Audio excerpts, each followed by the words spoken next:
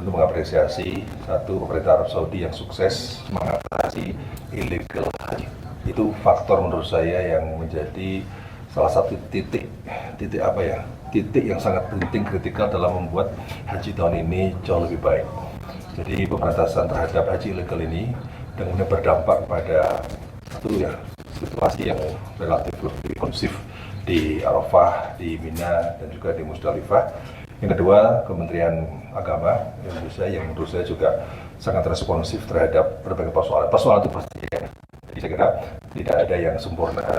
Karena saya dideklar di media muncul sebagai Amirul Hajj, tidak hanya saya, para Amirul Hajj yang lain, sehingga orang komplain kepada Amirul Hajj. Apalagi di jutaan orang yang ada di Tanah Suci ini, tentu tidak bisa kita bersih dari persoalan apresiasi kepada Kementerian Agama dan panitia haji hari ini. Ya, termasuk petugas-petugas haji yang rela kos kakinya dilepas untuk diberikan pada jamaah yang sandalnya rusak di tengah panasan.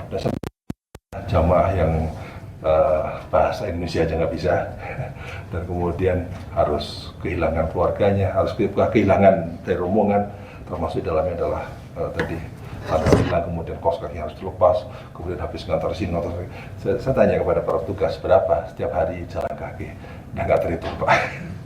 Bayangkan itu kalau yang ada di Masjidil Haram ya, belum ya, di Mina dan sebagainya. Jadi saya kira saya patut mengapresiasi ini teman-teman petugas haji yang apalagi yang di safari wukuf ya, yang sampai mohon maaf membersihkan jamaah yang sakit ketika BAB dan sebagainya, itu kan petugas-petugas semua.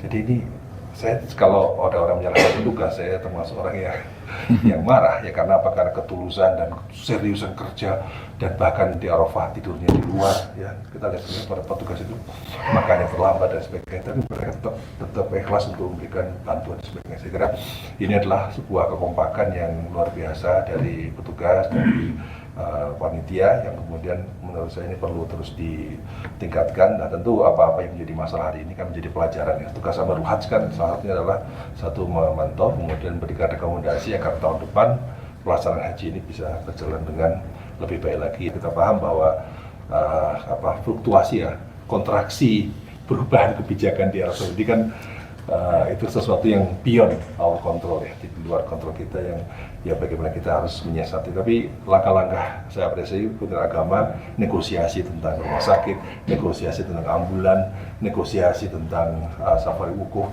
dan negosiasi yang dilakukan pada saat perubahan-perubahan kebijakan itu alhamdulillah berhasil. Jadi saya kira pasti banyak hal yang positif ya yang bisa kita lihat dari pelaksanaan haji pada tahun 2025 ya. Terima kasih. Assalamualaikum warahmatullahi wabarakatuh.